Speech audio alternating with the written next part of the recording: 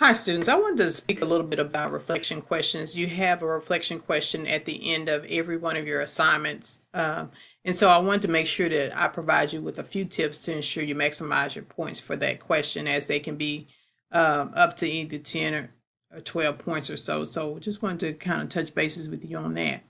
So some of the things that I recommend are to make sure that your reflection question is at least 3 to 5 sentences, which should be about a paragraph.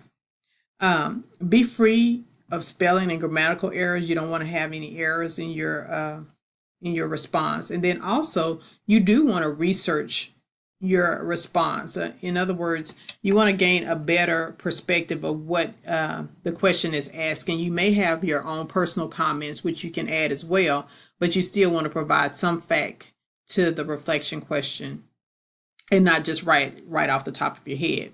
And then also you want to cite your sources, just to be sure that you give credit where credit is due. So the main thing that I recommend is that you start your reflection question in a plain Microsoft Word document. This way you'll be able to do a spelling and grammar check and make sure that things are correct and accurate. So I'm going to show you an example of that here in just a second. If I can find my copy here.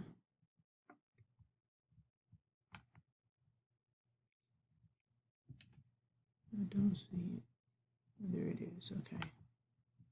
So I'm going to end the show and then pull up my document. So here's a document that has a few errors in it. And so I just want to kind of show you how the spell check works if you're not familiar with it. So the first thing is you'll go under review, and then you see spelling and grammar here, check.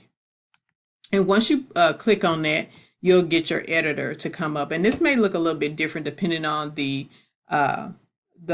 level of Microsoft Word you have. So if you have, 7, 10, 12, what have you, it may look a little bit differently. But anyway, so the editor comes up, and the first thing that you see here grayed out or highlighted is the spelling error. And so they tell you, where it is, and then they give you an option. And your option is usually bolded. And my version kind of gives me the definitions of the word just to make sure that's what I want to include or what I want to say. And so the word is considered. So I'm going to click on considered, and it makes that change there.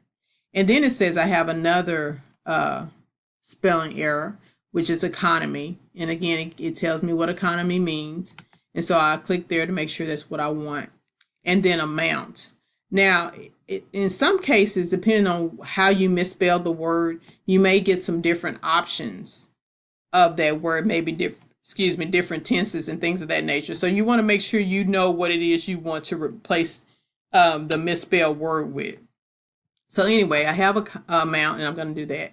And then here it says that I have a grammar error. And so I have, for example, but I did not include a comma. So I'm going to add this one with the comma there, and that will make that correction. And then I wanted to use this example of the small case I because I find that a lot with some of the student submissions.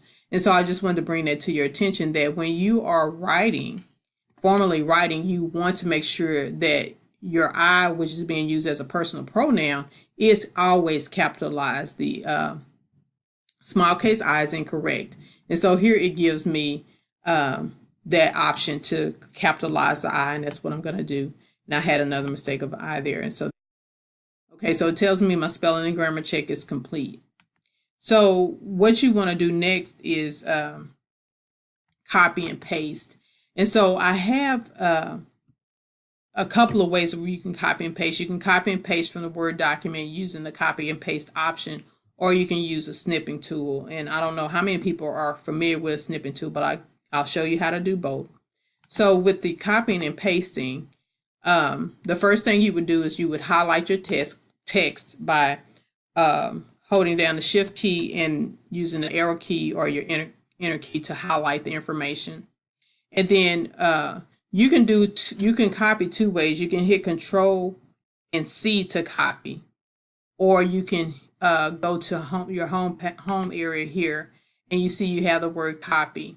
And so you click on copy, And then we're going to open up a new document because I don't have a worksheet open. We'll say new. And we'll click here for a new document, or you'll click into your worksheet. And then to paste, you can use paste here, the option here to paste, or you can hit Control V as in Victor to paste. So we're going to paste it using our paste key. And there you see your information is copied. Another way that you can copy information is by using the snippet tool. And I have my snippet tool already pulled up, but if you're not familiar with it, you can go to your Windows area and there it says type here. You can just type in snipping tool and it'll come up.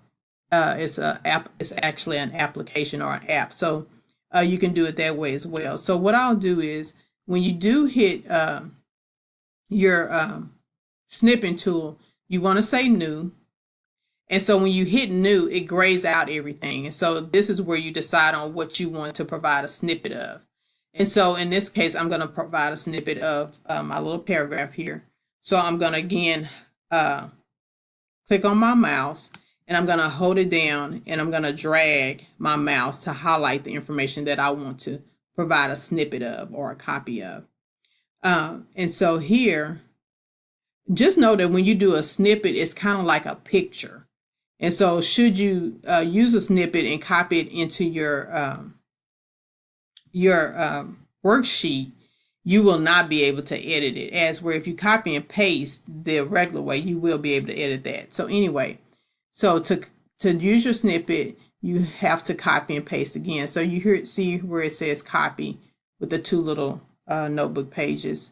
So you click on that, and then you can copy it to wherever you want to copy it to. So I'm just gonna copy it back onto this same page. And again, you can hit the paste key, or you can do Control V as in Victor. And there it is, where it's there's your snippet.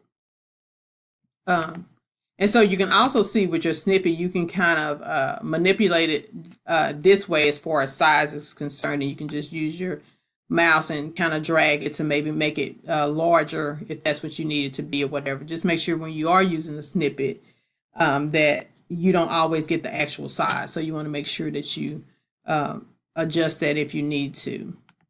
So anyway, I just wanted to provide you with this information. If you have any questions about how to do copy and paste or spell check and grammar, please feel free to reach out to me and I'll be happy to help you again. Thank you so much for attending.